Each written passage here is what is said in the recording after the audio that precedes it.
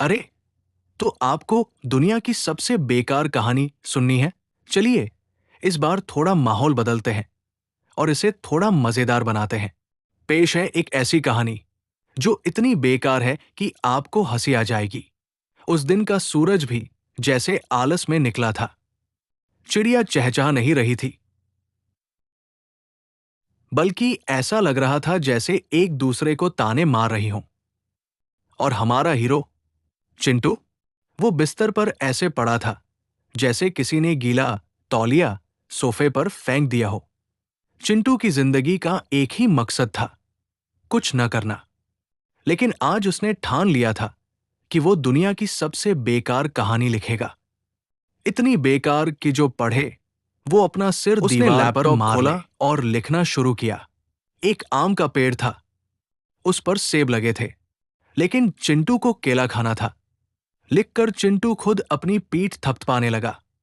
वाह, क्या सस्पेंस है, क्या लॉजिक है। तभी उसकी मम्मी कमरे में आई। उनके हाथ में झाड़ू था, जो कि किसी भी भारतीय बेटे के लिए सबसे बड़ा साइकोलॉजिकल थ्रिलर होता है। चिंटू, दोपहर के 2 बज रहे हैं, नहाया क्यों नहीं? चिंटू ने गंभीरता से कहा। मम्मी, डिस्टर्ब मत करो, मैं आर्ट बना रहा हूं। एक ऐसी कहानी जो फ्लॉप होने के सारे रिकॉर्ड तोड़ देगी।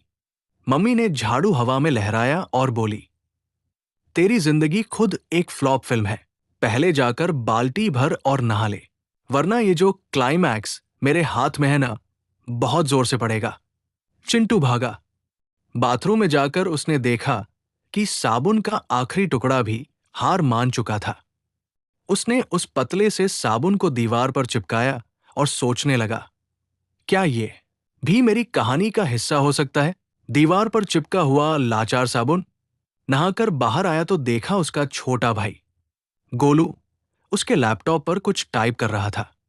चिंटू चिल्लाया, ओए, मेरी मास्टरपीस कहानी खराब मत कर।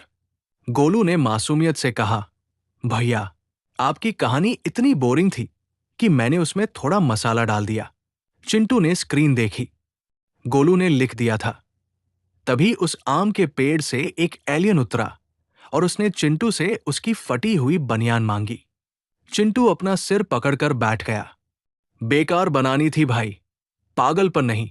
शाम को चिंटू ने अपनी वो महान कहानी अपने दोस्तों को सुनाई। सब चुप थे। एक सन्नाटा छा गया। चिंटू को लगा शायद वो लोग कहानी की गहराई में खो गए हैं।